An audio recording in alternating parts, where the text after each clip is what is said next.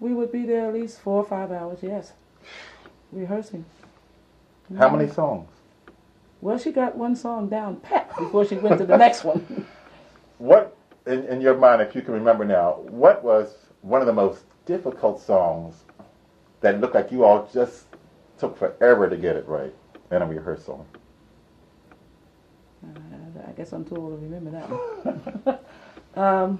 I really don't know, actually. When you went to recordings, I'm sure you had to rehearse strenuously before That's right. going to recording, because when you got in the studio, today we have 24, 36 tracks. If somebody makes a mistake, the alto makes a mistake, you just go back and dub the alto part. Right, How many times did you all have to go over a song in a recording studio? In the recording studio? I guess we took take four. They say take 4. Yeah. Take 5. We did that.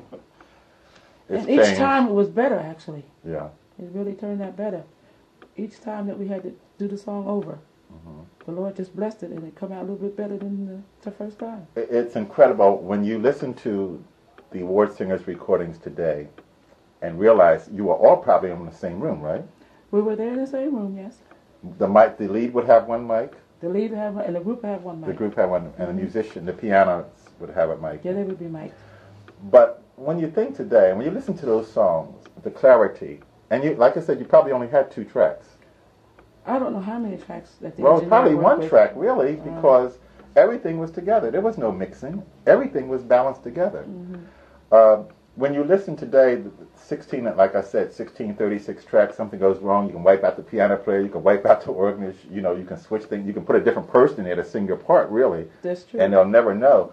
But that's always sort of fascinating me. How we did that. How you all did that. And when I think of climbing higher and higher, that last note that Marion hit, somebody said that she was in another studio altogether. Oh, no, she wasn't. She was right there in the same room? Yes. How many times did you do that song over again? I don't know how many takes we did on that one, actually. But that is the highest note that I think I've heard her do. Yes.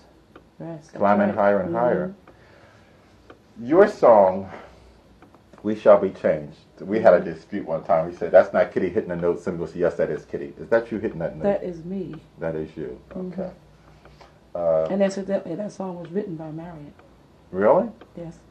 Well, it's really blowing my mind when I'm finding out the different ones. Marion has written songs that have Clara Ward's name with it.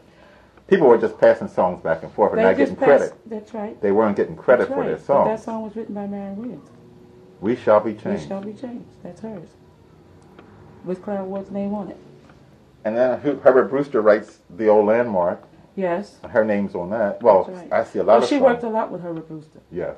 Okay, he wrote a lot for her. Yes, they worked together.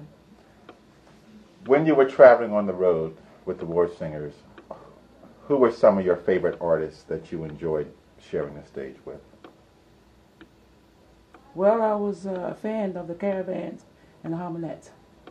I saw you sing with the Caravans one night. Yes. They were missing a singer. Yeah, I filled in. I knew all of their songs. And I was shocked. This goes back to, I think it was the arena maybe. You were standing, I forgot who was not there, but you sang the part for them. You knew all this. I knew all of them. I was their fan. So I knew all of their arrangements and whatnot. On the road. The Harmonettes too. Oh yeah. Fantastic group of ladies there. Really great ladies. You didn't lean too much towards quartets, I see. Not too much. I don't think most of the gospel singers really didn't. Well, it amazed me. When I asked Marion who influenced her in her early years, she said the Blue Jays, the quartet. I asked Francis, same thing, CBS trumpet. They were all influenced by a quartet style of singing. I see. You, of course, probably younger. And I was influenced by the gospel singers. Right. By the gospel I think the singers. crowds enjoy it. If it was one, Right. I like them. But they came along much later after you started with the word singers. They didn't come along to the city. You were around during the Sam Cooke era. Yes, Soul Stir. Right. You joined Holy Temple. You're with the word singers. Then August the 14th is the breakup of the word singers. Yes, A day of, as we look back on it now, I always believed it was God's doing. I believe it too. It was a way for you all to go. It was a way for them to go. Mm-hmm. They broke up. Did you, at that point, have any hesitations that Saturday night about leaving? About leaving? No. I did not. You then had faith that things were going to work out. I had faith that we were going to make it. And we did. As the stars of faith. Did you feel betrayed or hurt by the way it happened? Or were you aware all the time little things were happening, was just building up to? I wasn't aware of things were building up, but the point is that for us to, not to be together, it was a hurting situation. But even at that, we made it, and the Lord blessed us. Yeah, and she only prophesied you'd only last 7 years. Well, right? see, she said we weren't going to make it, Mm-hmm. And then when she said that, something flared up in us, There was more determination. we had more determination than ever Right. to make it. And God blessed us, and we made it. Then you get and on. we were the first for a lot of things after that. We were the first for the ward singers to do things, and then we were the first as the Stars of Faith to do. Yeah. The ward singers certainly blazed the trail through this country. That's right. These younger people might not ever give them credit for it. They probably just thought they sang in nightclubs. They probably don't really go back to the origins of the ward singers, and with you and Francis and Marion and Esther and the work that was we done have there. never sang in a nightclub. Right. If you had stayed with her, would you have gone? To the nightclub? Yes. No. You wouldn't Remember I have told you I had the Holy Ghost? gone. Okay. That will keep me out of the nightclubs. I just had to ask each one of you individually. Okay. You would not have gone. No. You joined the Stars of Faith. When did you start? Because somewhere in this time frame, I don't know whether you started West District, but you certainly were a very, very important part of West District.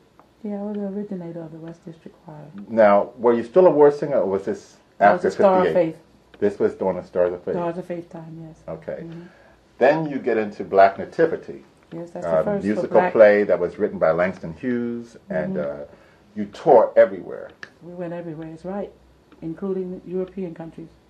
You travel all over Europe. You still maintain your ties with Holy Temple, of course. Yes. You don't get too far away from 60th and Keller Hill. I've always sent the ties back, yes.